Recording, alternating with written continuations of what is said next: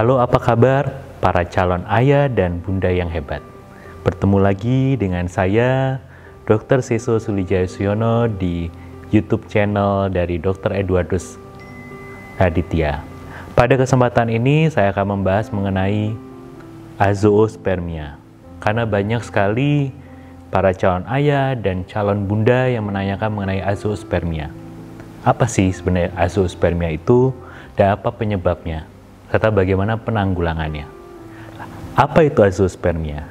Azoospermia adalah suatu keadaan di mana tidak ditemukan sel benih atau sel spermatozoa di cairan mani atau cairan ejakulat. Dikatakan azoospermia jika sudah dilakukan analisa sperma sebanyak 2 kali. Dan ternyata tetap tidak ditemukan adanya sel sperma. Hingga kita katakan azoospermia. Lalu apa sih penyebabnya?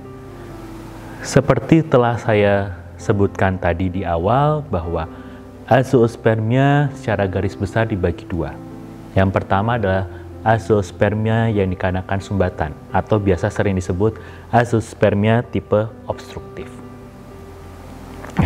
Artinya memang ada sumbatan. Dan sumbatan ini meliputi sekitar 40% dari seluruh kasus azoospermia.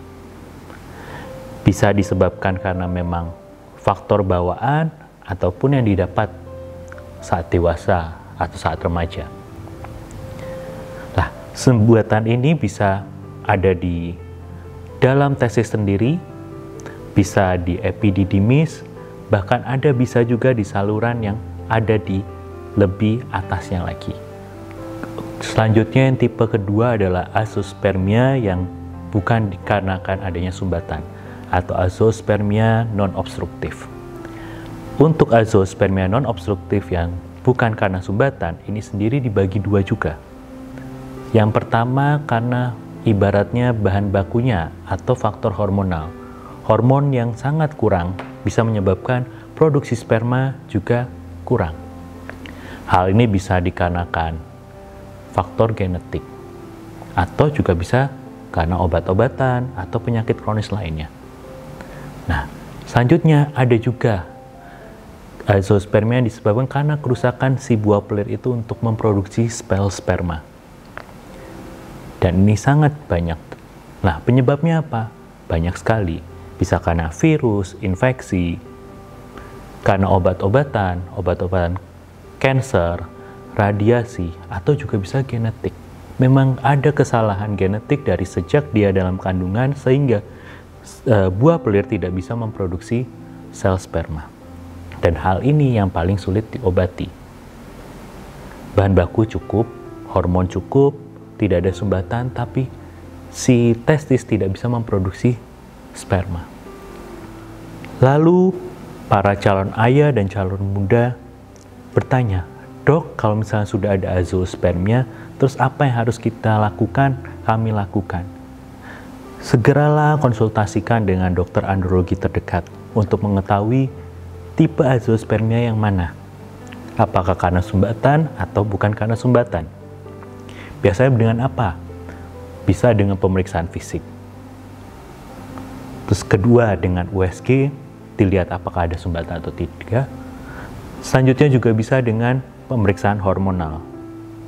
Itu wajib untuk mengetahui apakah tipe sumbatan atau yang non-sumbatan. Hormonnya kurang, kita lakukan terapi hormonal.